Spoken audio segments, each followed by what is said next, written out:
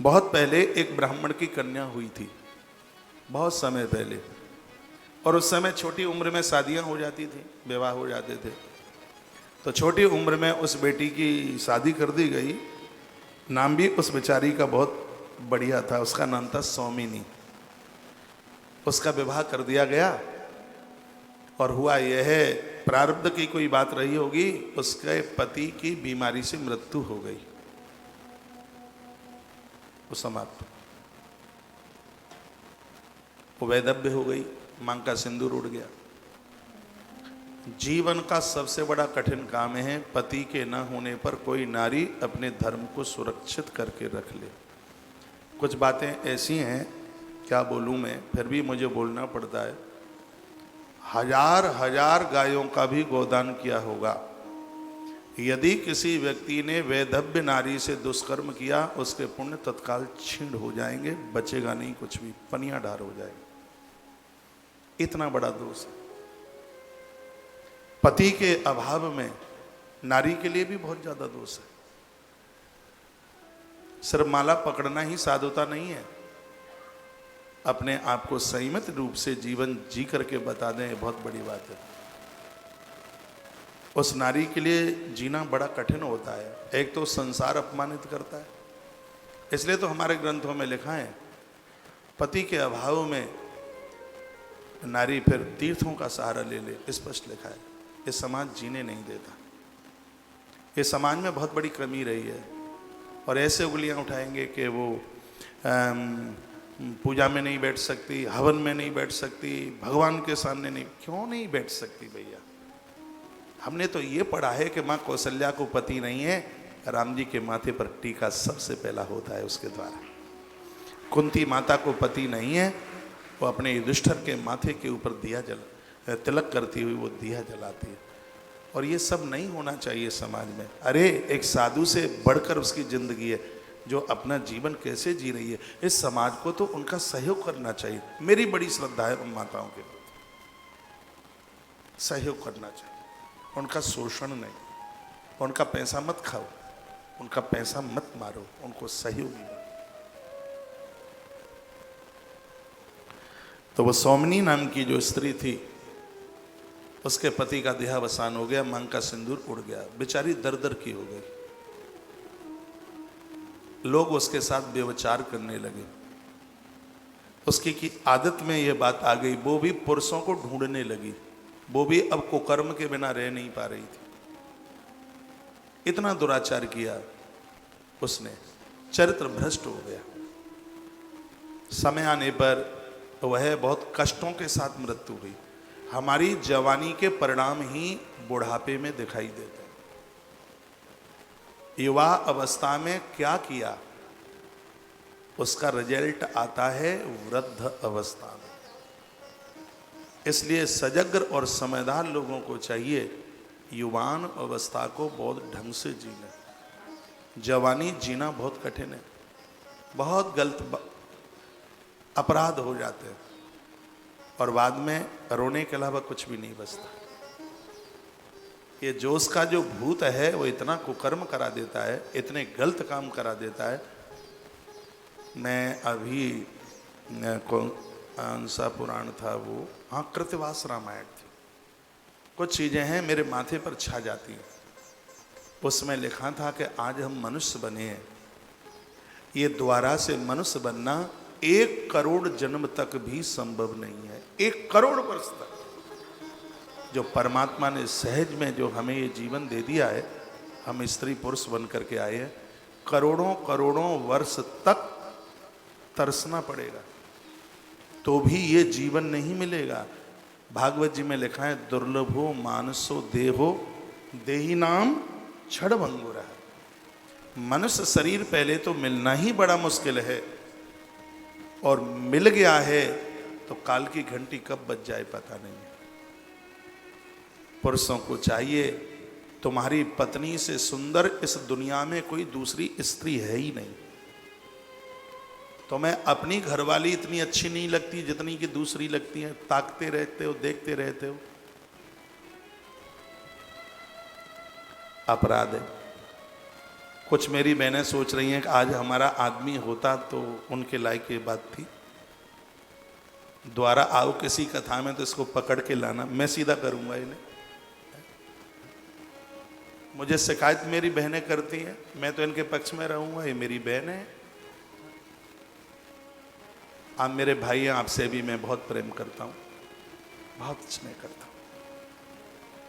आप कहें कि हमारी कोई गलती नहीं है, राम जैसा जीवन जियो। कोई सूर्पणखा कुकर्म करने वाली स्त्री तुम्हारे पास आ भी जाए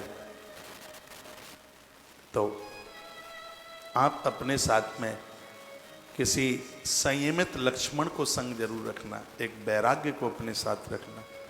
हर चौराहे पर तुम्हें बिगाड़ने के लिए स्त्रियां खड़ी हैं, हर चौराहे पर तुम्हें लूटने के लिए पुरुष खड़े हैं। दुश्चरित्र पुरुष आवे तो सीता बन के खड़े रहना, दुश्चरित्र स्त्री आवे तो राम बन करके खड़े रहना। अपने आप को संभाल कर जीवन का निर्माण करना। ये सांसारिक सुख तो दांत खाज खुजली की तरह, जिसको खुजली हुई पहले खुजाओ जोर से, बड़ा मलूक लगता है, का खुजाते ही रहो। हाँ, लेकिन बाद में बड़ी जलन। एक बार मेरे हो गई थी खुजली बहुत टाइम पहले, तब से तो नहीं हुई भगवान की कृपा से। तो देख खुजाए खुजाए खुजाए खुजाए, खून निकाल दिया खुजा खुजा के, लेकिन बाद में जलन लगे कि चाकू से जैसे आम ऊपर से उतारा जाता है, चमड़ा ऐसे उतार दो, ऐसे जलन होती। और संसार के ये भोग इसी प्रकार से।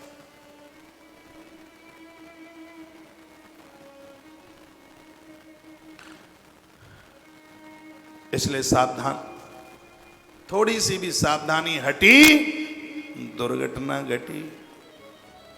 इसलिए जीवन तो सावधानी पूर्वक जिया जावे तो वही मनुष्यता है। तो सौमिनी नाम चंद्रास्या सर्वलक्षण संयुता। स्त्री के अंदर जितने लक्षण होते हैं वो सब उसके पास में थे, लेकिन पति के जाने के बाद उसे स्वतंत्रता मिली और उसका जीवन खत्म हो गया और रोगों के साथ उसकी मृत्यु हुई, बहुत तकलीफ के साथ उसकी मौत हुई। लोग कहते हैं पाप करते हुए हमें किसने देखा? ये तो अंत में पता लगेगा तुम्हें किसने देखा। 14 लोग देखते हैं हमें, हम क्या अच्छा बुरा कर रहे हैं, 14 लोग हमें देख रहे हैं। धरती माता हमें देख रही है, आकाश देवता हमें देख रहा है, आकाश को देव कहा गया है। चंद्रमा, सूर्य नारायण, धर्म, चारों दिशाएं, ये सब हमें देख रहे हैं, हमारा धर्म हमें देख रहा है। और स्वयं में हम भी तो अपने आप को देख रहे हैं। ये ना सोचना कि हमें कोई नहीं देख रहा। कबीर ने अपने 2 चेलों को केले दिए खाने को, कहा वहां खाना जहां तुम्हें कोई नहीं देखे। तो एक चेला तो वो जीना पर चढ़ते हैं ना, वो नीचे स्टेयर के नीचे एक कोठरी सी रह जाती है, हमारे यहाँ उसको भुखारी भंडरिया बोलते हैं। अब आपके यहाँ क्या बोलते होंगे? वो ऐसे चढ़ते हैं, वहाँ लोग उसमें मंदिर बना देते हैं। वो जूता चप्पल रखने की जगह उसमें वो बना देंगे मंदिर। देखो, पोंछा लगा के रखो वहाँ उसमें, उसके नीचे पोंछा ही सब जगह पड़ा रहता है, झाड़ू चाहे जहाँ पड़ा रहता है। दीवाल पर खड़ा करके झाड़ू रखना ये दरिद्रता का प्रतीक है। झाड़ू, ये जो स्टेयर, समझ रहे हैं मेरी भाषा, उसके नीचे एक छोटी सी कोठरी रह जाती है जिसमें आप मंदिर बना लेते हैं। वहाँ कभी भी मंदिर नहीं होना चाहिए, वास्तु दोष है तगड़ा। वहाँ जूती चप्पलों के लिए है, झाड़ू पोंछे के लिए वो जगह है। लेकिन आपका तो वाइपर वहाँ रखा रहता है जहाँ सिलेंडर रखा है चूल्हे का, मैंने देखा है आपके घरों में। पोंछा आपका वहाँ रखा जाता है जहाँ कढ़ाई उतारी जाती है। चीज़ एक सिस्टम से हो। रसोई में फूटे फाटे बर्तन मत रखो। रसोई में एक मिट्टी का बर्तन बहुत ज़्यादा शुभ है, इससे पुरखे तृप्त हो जाए। ना पता हो तो ये कर लेना, भले एक छोटा सा बर्तन हो मिट्टी का। रसोई में मिट्टी का बर्तन होना ही चाहिए। ये प्लास्टिक के सब अशुभ हैं, रसोई में नहीं हो। ये प्लास्टिक फाइबर वाइबर पता नहीं क्या होता है। कांसा बहुत पवित्र है, पीतल बहुत पवित्र है, ताम्र का घड़ा बहुत ज़्यादा पवित्र है, मिट्टी का बर्तन बहुत बढ़िया है, लेकिन आजकल तो जानवरों की हड्डियों की प्लेटें रखते हैं, कप रखते हैं, शीशे के गिलास रखे हैं, गिलास गिरा टूटे कितना अशुभ है वो। लोगों को कांच के गिलास में आप जो चाय वाय पिलाते हो जूठा पिला रहे हो, और किसी को जूठा पिलाना क्योंकि वो तो साफ होता ही कहाँ, पानी में धर दो डुबा के। तो कुछ बातें ऐसी हैं जिनको ठीक से कढ़ाई उल्टी रखें। हाँ जी, आपको पता है तवा कैसे रखा जाता है? तवा को यूं रखा जाता है पलट के साफ करके उसको। वैसे तवा जब किसी की मृत्यु हो जाती है, जब कोई व्यक्ति अंतिम संस्कार में से आता है तो तवा उल्टा डालते हैं उसके लिए, उस पर पाम रख के नीम के पत्ते चबा के आए। लेकिन जो रसोई में उसको उसका ढंग है, झाड़ू दीवाल के सारे ऐसे खड़ा नहीं रखा जाता। पति पत्नी में कितना भी प्रेम हो, झाड़ू 3 दिन रख के देख लीजिए, नहीं धक्का मुक्की हो जाए तो फिर मुझसे बात करना। ये छोटी छोटी चीजें बड़े आनंद की बात है, बहुत आनंद होता है। तो सौमिनी नाम चंद्रास्या सर्व लक्षण संयुता, वह स्त्री मौत को प्राप्त हुई और ऊपर के लोग पहुंची यमराज के पास। ब्राह्मण की बेटी थी, उसका खाता देखा गया, जांच हुई, पड़ताल हुई, उसके खाते को देखा गया तो उसमें कोई पुण्य तो था ही नहीं, सगरे पापी पाप थे। आखिर में जजमेंट मिला कि इसको धरती पर चांडाली बनना है। सुनिए, और बियावान जंगल में एक चांडाल के घर में उसका जन्म हो गया। जो ब्राह्मण की बेटी थी वो चांडाल के घर में उसका जन्म हुआ, वो चांडाली हो गई। गाय का मस्तिष्क उतार दे और गैया का मांस खावे वो। बड़े उत्पात किए उसने, जीवन बिगड़ गया। मर के फिर ऊपर गई, फिर तीसरी बार जन्म हुआ तो अंधी बन के पैदा हो गई वो। बड़े कष्ट में थी, भारी कष्ट में, अंधी। मांस खाने वाले लोगों को आंख नहीं मिलती दूसरे जन्म में। जितने भी मांसाहारी हमें सुन पा रहे हैं वो सुन लें, बाहर यहां तो सब शाकाहारी है। ये तो लहसुन प्याज का भी परहेज करते हैं। तालियां हैं आप भक्तों के लिए, शाकाहारी है। कुछ मुस्कुरा रहे हैं कि ये ताली बज गई, अब तो छोड़नी पड़ेगी मछली। शाकाहारी बने। लोग कहते हैं कि मछली भात के संग मिला के बहुत अच्छी लगती है। मुझे लगता है भात दाल के संग मिला के बहुत अच्छा लगता है। हाँ, दाल के संग, कड़ी के संग मिला के, दही बूरे के संग मिला के खाओ, अच्छा लगेगा। भात सात्विक बनिए, शाकाहारी बनिए, खोटा वोटा मत करो बिल्कुल भी। देखो महाभारत में कथा आती है, एक बार धृतराष्ट्र ने भगवान को पूछा, आप बोर तो नहीं हो रहे हैं? गैर बदल दूंगा, मेरे पास कई गैर है। तो एक बार धृतराष्ट्र ने भगवान को पूछा कि मैं अंधा क्यों हो गया, और ये निर्लज्ज दुर्योधन मेरी बात क्यों नहीं मानता? केशव, तुम ईश्वर हो, तुम्हें ये पता है, बताओ। धृतराष्ट्र ने भी उसको ईश्वर माना। भगवान ने कहा, राजन तुम अंधे इसलिए हो गए, तुम्हारा प्रारब्ध अभी संग नहीं छोड़ा। कहा गलती तुमने करी। क्या गलती करी? पूर्व में तुम एक चक्रवर्ती राजा थे, तुम्हें मांस खाने की आदत थी। एक दिन एक कोई ब्राह्मण अपने हंस के 100 बच्चे तुम्हारे पास लेके आया और उसने तुमसे कहा, मैं प्रयागराज जा रहा हूं, मेरे हंस के बच्चे संभाल लेना। पहले के राजा लोग बहुत अच्छे थे, लोग अपनी धरोहर रख देते। आज तो रख दिया तो प्राण और चले जाएंगे। हाँ, वो बात अलग थी। धरोहर राजाओं के पास रखी जाती थी, उस समय का टाइम था।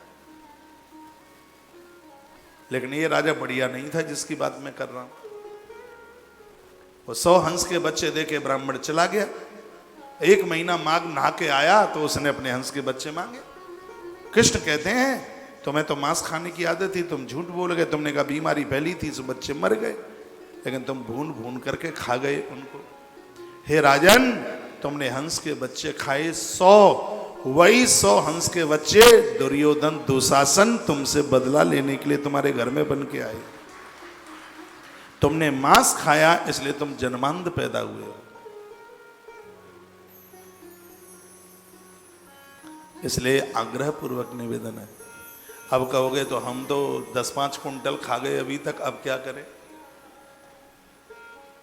अब 5 मुखी रुद्राक्ष पहन लो और अब गलती करना बंद कर दो। 5 मुखी रुद्राक्ष होता है इसलिए जिसने शराब पी, जिसने मांस खाया, जिसने पराई स्त्रियों का या पराये पुरुषों का धर्म बिगाड़ा, 5 मुखी रुद्राक्ष उसी प्रायश्चित के लिए है। अब गलती मत करना, भगवान माफ कर देगा। और दोबारा गलती करी तो फिर पटा यमराज के पड़ेंगे, हाँ फिर बचने वाले नहीं। जो लोग शराब पीते हैं उनकी 21 पीढ़ियां खून के आंसुओं से रोती। ब्रह्म वैवर्त पुराण में बहुत जोर दिया इसके ऊपर। ये बहुत बड़ा दोष है, पाप नहीं है, पाप का बाप है। रामेश्वरम धाम में आए हो, महादेव की सौगंध खाके जाना और कहना बाबा आज हम संकल्प करते हैं। ये वो भूमि है जिस भूमि में शराब पीने वाले को मरोड़ करके राम जी ने डाल दिया। हाँ वो खूब शराब पीता था, बाहर ही पीता था वो। देखो उसकी क्या धुनाई करी प्रभु ने। फिर यहां से सात्विक शाकाहारी बन के एमाल को छोड़ देना है, हमारे इसे पुराण पर चढ़ा देना। जिस तरीके से आप रुपया चढ़ाते हैं अच्छी बात है, ठीक है, मैं मना क्यों करूंगा, खूब चढ़ाओ ना। लेकिन मेरी प्रार्थना है नोट चढ़ाना या मन चढ़ाना, अपना क्रोध जरूर यहां चढ़ा के जाना। यहां जाने के बाद क्रोध नहीं करेंगे। शिव पुराण को प्रार्थना करना, कहना हे प्रभु हमारा घरवाला बहुत क्रोध करता है, उसके क्रोध की संजीवनी को आप ही ले लो। ये भगवान रामनाथ इन क्रोधियों के क्रोध को ले लेंगे, लेकिन वो तो क्रोध छोड़ देगा, जी तुम्हें भी छोड़ के जाना पड़ेगा। घर वाले का क्रोध तो दिखता है लेकिन अपना क्रोध नहीं दिखता। हाँ, एक प्रभु जी ने बड़ी अच्छी ताली बजाई है, एक पुरुष ताली बजा रहे, कहते महाराज जी सही कह रहे, सही कहते। कभी कभी माताओं को अपना क्रोध नहीं दिखता। हाँ ठीक है, ये दाढ़ी मूछ वाले खूब क्रोध करते हैं, लेकिन आप भी अपने आप का परिवर्तन कीजिए। देखो आप इतनी दूर आए हैं, कुछ तो छोड़ के जाना पड़ेगा। दीक्षा भी लेते हैं तो कुछ छोड़ना पड़ता है, कोई अनार छोड़ता है, कोई अनाशपाती छोड़ता है, कोई अमरूद छोड़ता है, लेकिन मेरे यहाँ लोग ये नहीं छोड़ते। हमारे यहाँ तो लोग क्रोध छोड़ते हैं, कामनाएं छोड़ते हैं, व्यसन छोड़ते हैं, उल्टा पुल्टा छोड़ते हैं। केले ने कुछ नहीं बिगाड़ा, केला तो इतना अच्छा है कि भगवान छिलका खा गए और उन्होंने केले ही छोड़ दिया। काय को छोड़ दिया? केला खाओ खूब, केला क्यों छोड़ा है? ये चीजें क्यों छोड़े जो छोड़ने के लायक है? जो छोड़ने के लायक है, अंटी की चाबी तो नहीं छूटती। वो पानीपत में एक देवी मंदिर है पानीपत में, उधर के यहाँ कोई भगत बैठे हों, बड़ा अच्छा मंदिर है देवी मंदिर। नीचे गड्ढा सा था, पहले ताल था वहाँ, अब मालूम नहीं है क्या है। एक बार मैं उधर था तो एक मैया आकर के बोली महाराज जी हम बद्रीनाथ गए और हम बहुत अच्छी चीज छोड़ के आए हैं, आप सुन लो। मैंने कहा सुना दो। कहा सबके बीच में नहीं, अकेले में सुनाऊंगी। मैं थोड़ा उधर दीवार की तरफ गया, माँ बोल। कहा कान में सुनाऊंगी। मैंने कान ऐसे उसके बगल में किया तो मुझे लगा कि कुछ छोड़ने लायक चीज छोड़ के आई होगी। मुझे क्या बोली, महाराज जी हम बद्रीनाथ में केला छोड़ के आ गए हैं। वो तो इससे भी धीमे बोल रही थी, हम केला छोड़ के आ गए। मैंने कहा माँ केला तो कितना बढ़िया है, केला जिसको गोविंद उसका छिलका खा गया, ये तेरे बगल में चाबी का गुच्छा लटक रहा है, इसको छोड़ के आ जाती तो कितना बढ़िया। नाना बाबा ये नहीं छूटेगा। तो मैंने कहा फिर केला छोड़ने से कुछ नहीं होता। हम अपने व्यसन छोड़े, दुर्विचार छोड़े, परम सात्विक बने, परम शाकाहारी बने और वही चीजें खाएं जिनका भोग भगवान को लगता है। हाँ, वही खाएं। धीमे धीमे चाय भी कम कर दो, 20 साल ज्यादा जिंदगी जी लोगे। मैं कोरे कागज पर लिख दूंगा ये बात। चाय कम करो और बढ़िया उम्र पाओ भगवान के यहां से। हाँ, ये खून को पानी कर देती है। हाँ, ये ब्लड को गड़बड़ कर देती है। ये चाय नुकसान है और वो कॉफी तो उसका भी बाप है। वो बिलंदा और ऊपर है, देखो वो चोर चोर मौसेरी बहन। कहा हम गुड़ नहीं खाते पर गुड़ का पुआ जरूर खा लेते हैं, चाय नहीं पीते। हम बीड़ी नहीं पीते, सिगरेट पीते हैं।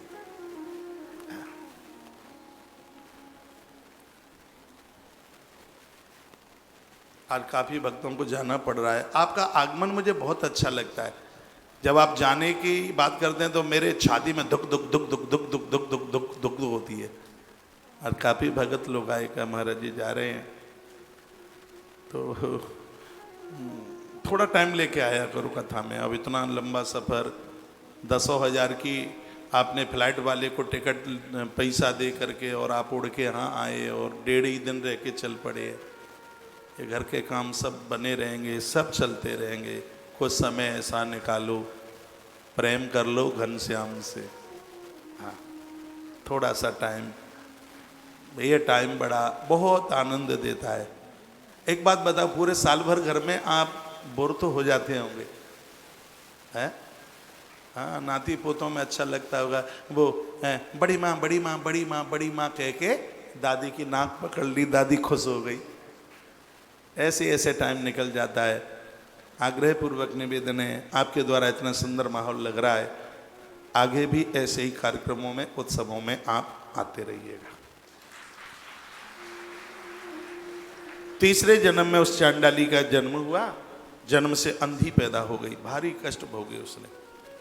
सुख दुख ये हमारे प्रारब्ध के परिणाम ही तो हैं, हम किसी को दोष नहीं दे सकते।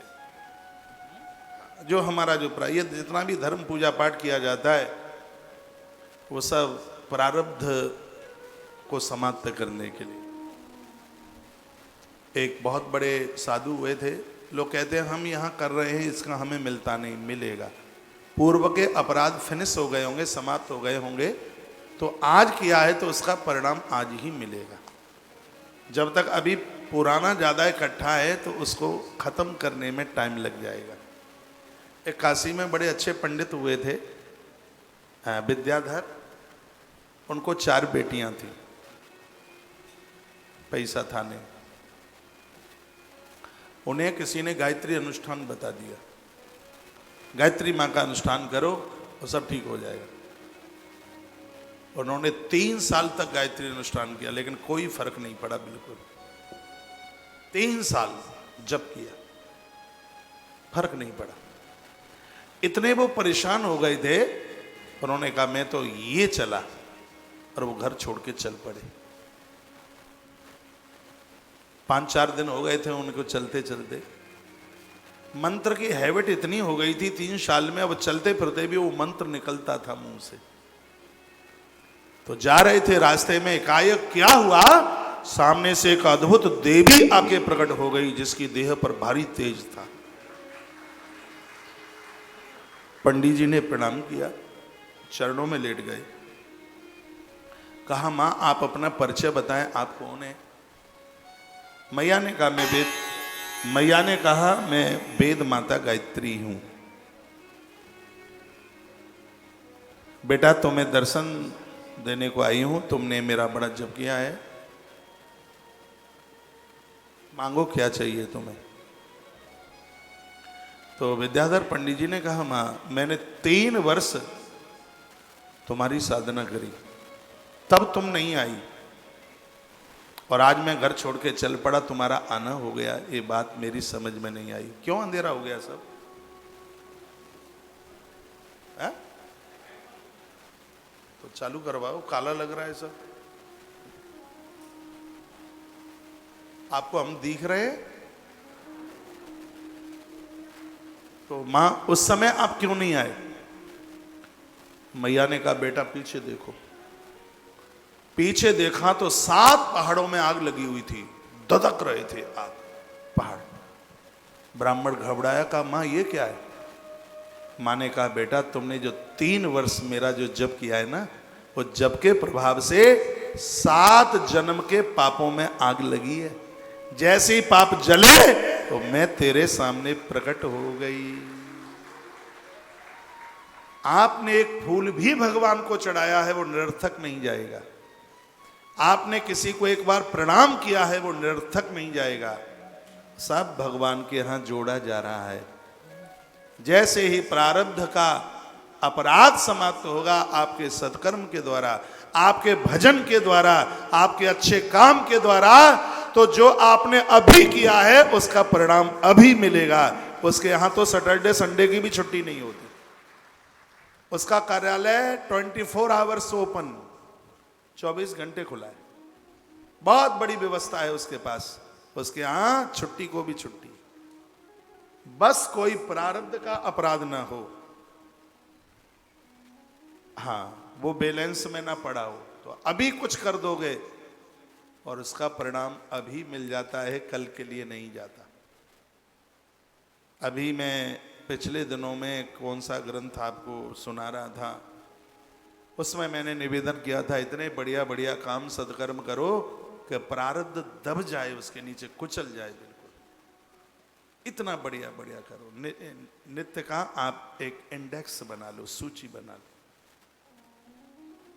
5 बजे जगेंगे, आधा घंटा एक्सरसाइज व्यायाम, बाथरूम जाने के बाद एक्सरसाइज करो। हो सकता है कि टॉयलेट के लिए बाद में जाएं। आधा घंटा एक्सरसाइज शरीर, चाहे आप स्त्री हो चाहे पुरुष। जो सुबह आधा घंटा अपने शरीर को दे दे, उसे डॉक्टर्स लोगों की लाइन में नहीं खड़ा होना पड़ेगा। जो सुबह 1 घंटा भगवान को दे दे, उसे यमराज की लाइन में खड़े होने की जरूरत नहीं पड़ेगी। ये 1.5 घंटा निकाल लो, आधा घंटा शरीर के लिए एक्सरसाइज व्यायाम, घूमे फिरें, हाथ पांव चलाएं। सुबह नित्य का बना लो और 1 घंटा भगवान को भजन आराधना। आप घर गृहस्थी वाले हैं, आपके लिए 1 घंटा बहुत है। अभी आपके पास जिम्मेवारियां, चल जाएगा इतने में। मैं नहीं विरोध करता, आप 4 घंटा आपके पास टाइम है तो दीजिए, लेकिन आपके कामों में कोई रुकावट ना आए। गृहस्थ का एक नियम है, उसका भी एक धर्म है। लोग प्रतीक्षा में, आप मोबाइल नहीं खोल रहे, किसी को इतना जरूरी काम है, चलो ठीक है भजन करो, कौन मना करता है। लेकिन भजन हमें अकर्मण्य बना दे, ऐसा भजन नहीं। भजन हमें आलसी बना दे, भजन हमें काम न करने दे। हम लोग भजन करते हैं, काम भी तो बहुत करते हैं। मैं यहाँ व्यासपीठ पर आने से पहले लगभग 150 फोन अपनी तरफ से करके, मंडला की गौशाला, आश्रम की सब व्यवस्थाएं, कितने फोन। तो उसमें ये थोड़ी है कि मेरा भजन कम हो गया है।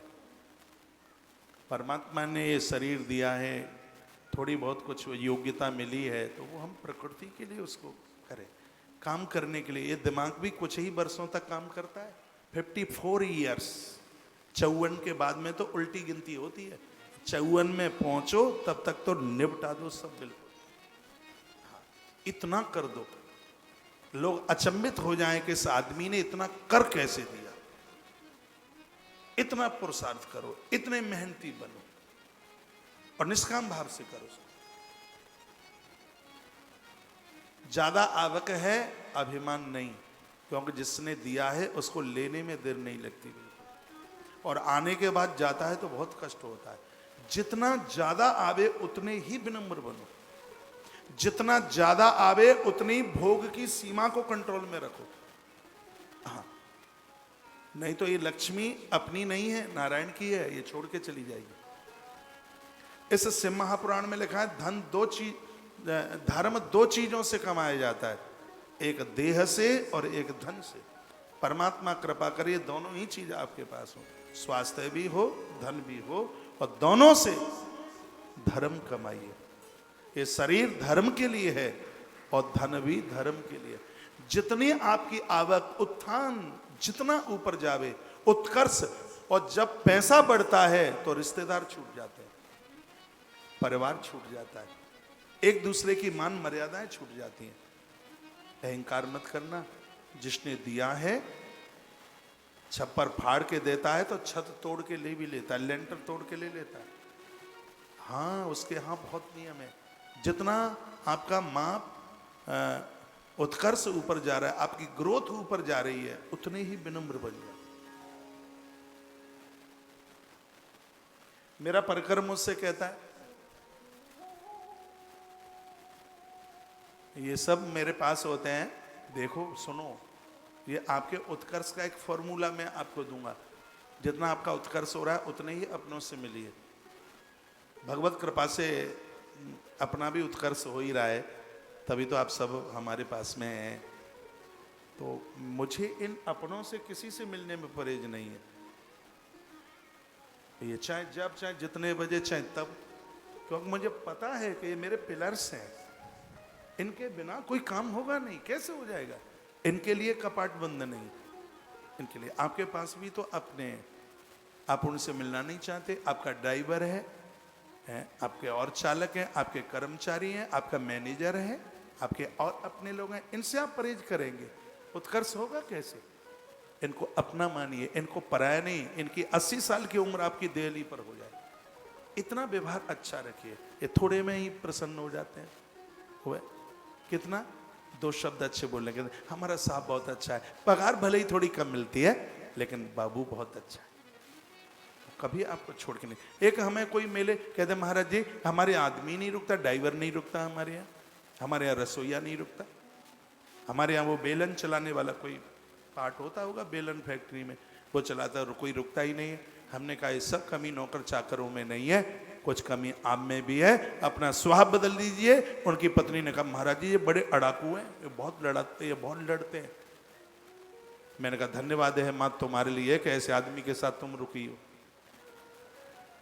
कहा महाराज जी कभी कभी तो लगता है इनको छोड़ के पियर चली जाऊं, और मैं आप सबको कहूंगा आदमी को छोड़ के पियर मत जाना कभी, अपना घर तो अपना ही है। कभी सहज से समझ में उनके में आ जाएगी। आवाज बहुत कम है, क्या हुआ है आज आवाज में? संस्कार के यूट्यूब पर आवाज कम है, बार बार लिख के आ रहा है। तो मैं इस पवित्र व्यासपीठ से आपके उत्कर्ष के लिए, आपके उत्थान के लिए कुछ बातें मैंने आपके बीच में साझा की हैं। जितना उत्कर्ष हो उतने विनम्र बनो, सज्जन बनो, एक दूसरे का छोटों पर लाड और बड़ों के प्रति श्रेष्ठता, पूज्यता का भाव रखो। ये मत सोचिए हमें तो इतना मिल गया है, नहीं, मिलने में बहुत टाइम लगा है। मकान बनाए जाते हैं, बहुत टाइम लगता है। सब बल ले लो, लुढ़काने में देर नहीं लगती बिल्कुल। हाँ, जो सूर्य निकला है, हाँ, सूर्य 7 बजे निकले और 9:15 बजे अस्त हो जाए तो हाहाकार मच जाएगा। इसलिए ध्यान रखा जाए इस बात के लिए। उतने ही सरल बनिए जितनी चीजें आपके पास आ रही हैं, उनका दुरुपयोग नहीं, उसका सदुपयोग हो।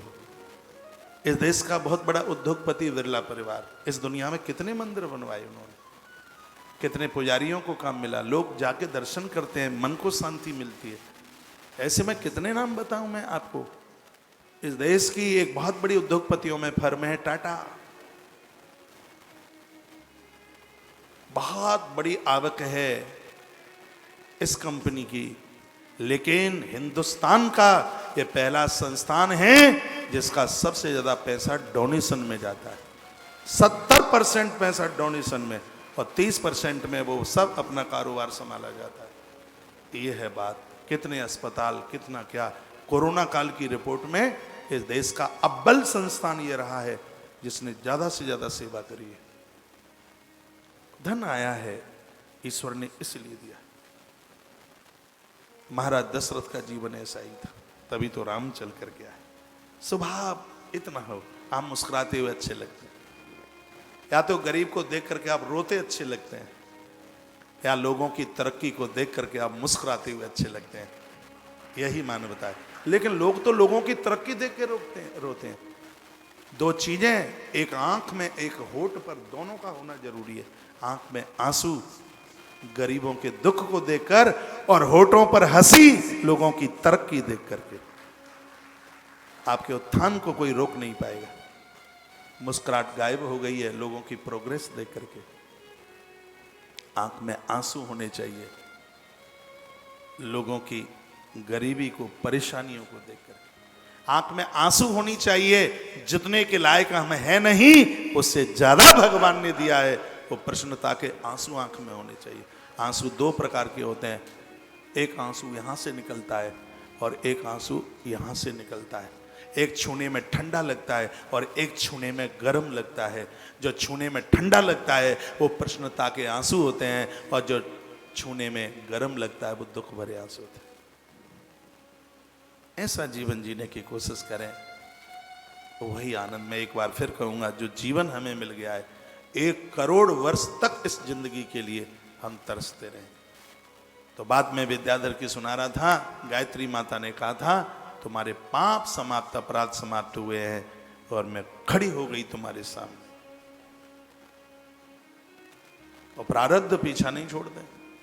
हाँ, इनको सत्कर्मों के द्वारा ही दबाया जा सकता है। ऐसी ही कथा आप सुन रहे हैं। अथ सा समय कन्या, जो पहले स्वामिनी नाम की थी, तीसरे जन्म में अंधी पैदा हुई। लोग उसको धक्का देते थे, मारते थे उसको खाने को कुछ नहीं मिलता था। एक समय की बात थी, कुछ लोग तीर्थ यात्रा के लिए जा रहे थे, एक बैलगाड़ी में वो भी बैठ गए। ये कथा इसमें लिखी है, इस पुराण में। गई, कोई महाबल नाम का तीर्थ है, ये कहीं नर्मदा के किनारे पड़ता है, होशंगाबाद, इधर माँ नर्मदा, इसी किनारे पर कहीं ये तीर्थ, महाबल नाम का तीर्थ इसमें लिखा है। तो ये वहां पहुंची, भूखी बहुत थी, काफी दिनों से, कई दिनों से उसको कुछ मिला नहीं था। उसने कहा साहब कोई दे दो, आपका कल्याण होगा। तो किसी ने बेलपत्र उसके हाथ में रख दिया, चल ये खा ले। तो जो अंधे लोग हैं वो टटोल के बता देते हैं कि नोट कितने की है। हाँ, उन्हें पता लगता है। उसने कहा तो हमें बेवकूफ समझता है, ये कोई खाने की चीज है। और उसने वो यूं ऐसे पटक दिया, और जैसे उसने बेलपत्र पटका तो नीचे महादेव की पिंडी थी, बेलपत्र शव के ऊपर गिरा, शंकर प्रकट हो गए। भोलेनाथ ने सिर के ऊपर हाथ रखा, आंख में ज्योत आ गई।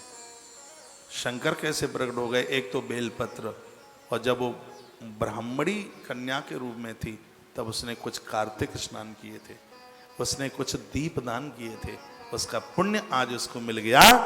भगवान शंकर ने उसे गले से लगा लिया, अपने धाम भेज दिया। ये बेलपत्र की महिमा है। कोटि कन्या महादानम बेलपत्र शिवार्पणम। करोड़ों करोड़ों बेटियों के कन्यादान का जो फल देवे वो ये बेलपत्र। जिस महाबल भगवान की बात सुनाई है, लिखा घोरेण तपसा लब्धम रावणाख्येन रक्षसा। रावण ने भी इस महादेव की वंदना आराधना करी।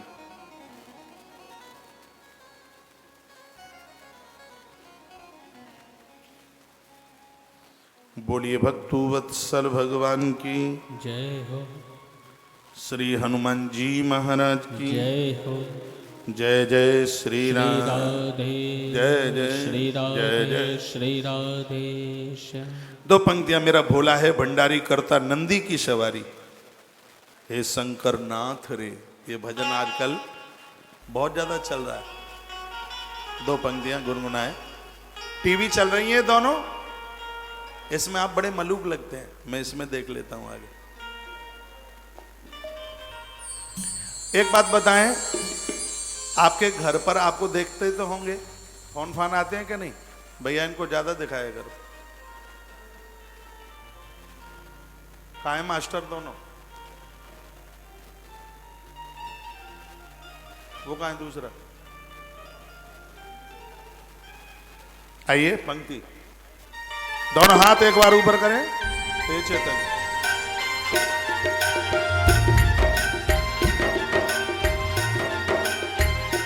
क्या हो?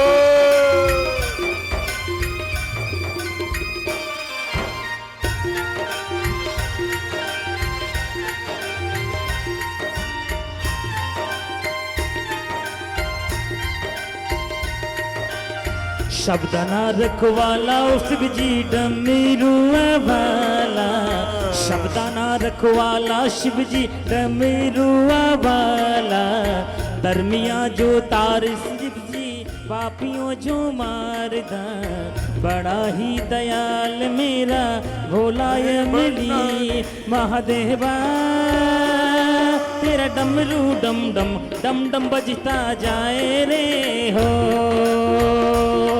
महादेवा, तेरा डमरू डम डम डम डम बजता जाए रे हो।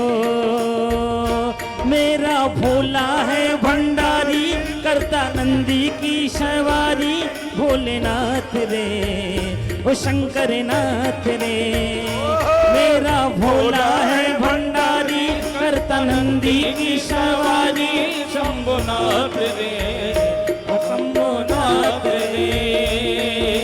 ओम नमः शिवाय, ओम नमः शिवाय, ओम नमः शिवाय, ओम नमः शिवाय।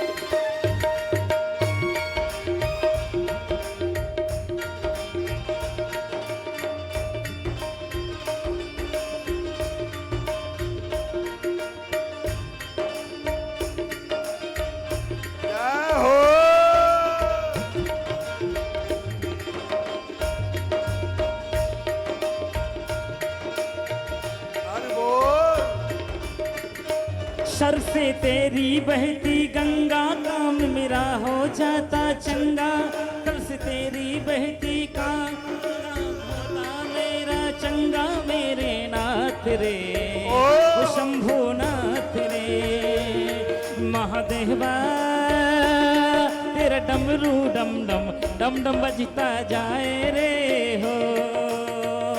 मेरा भोला है भंडारी करता नंदी की सवारी, मेरे नाथ रे ओ शंभुनाथ रे, मेरा भोला है भंडारी करता नंदी की सवारी, शंभुनाथ रे ओ शंभुनाथ रे, मेरा भोला है भंडारी करता नंदी की सवारी, शंभुनाथ रे ओ शंकर नाथ रे।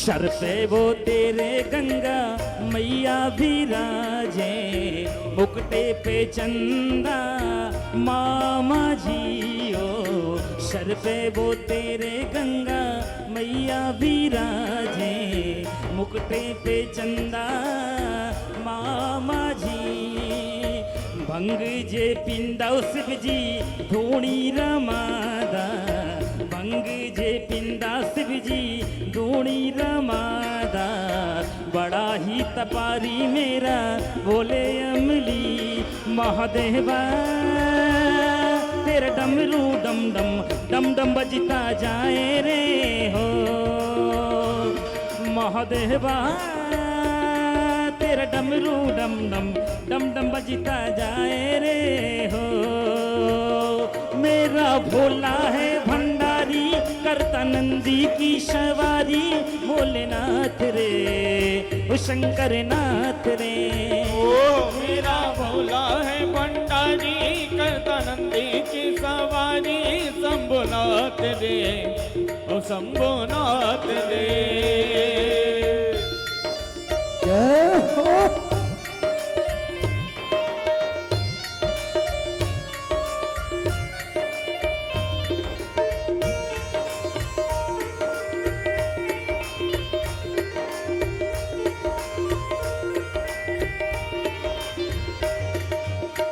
काले अशर पावाड़ा मेरा भोले बाबा शिखरे कैलासा विचे रहंदा जी काले अशर पावाड़ा मेरा भोले बाबा शिखरे कैलासा विचे रहंदा जी मेरा भोला है भंडारी करता नंदी की सवारी मेरे नाथ रे ओ शंभो नाथ रे गौरा भांगी रगड़ के बोली तेरे साथ है भूतों की टोली मेरे नाथ रे ओ शंभो नाथ रे मेरा भोला है भंडारी करता नंदी की सवारी मेरे नाथ रे ओ शंभो नाथ रे महादेवा तेरा डमरू डम डम डम डम बजता जाए रे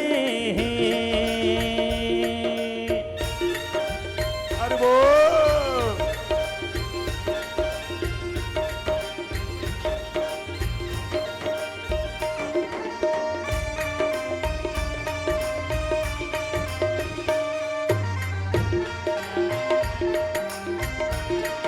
आनंद ही आनंद।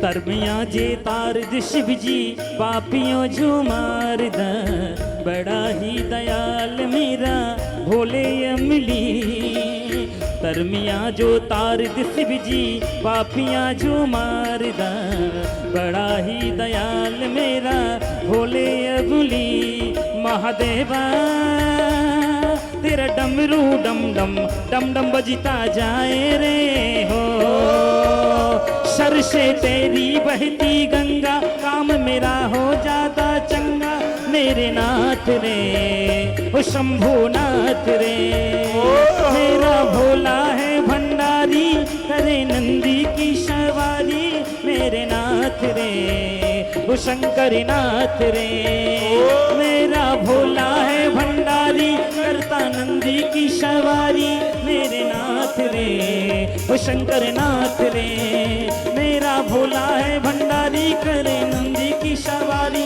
मेरे नाथ रे शंकर नाथ रे मेरा भोला है भंडारी करता नंदी की सवारी मेरे नाथ रे शंकर नाथ रे मेरे नाथ रे शंकर नाथ रे मेरे नाथ रे शंकर नाथ रे मेरे नाथ रे शंकर नाथ रे महादेवा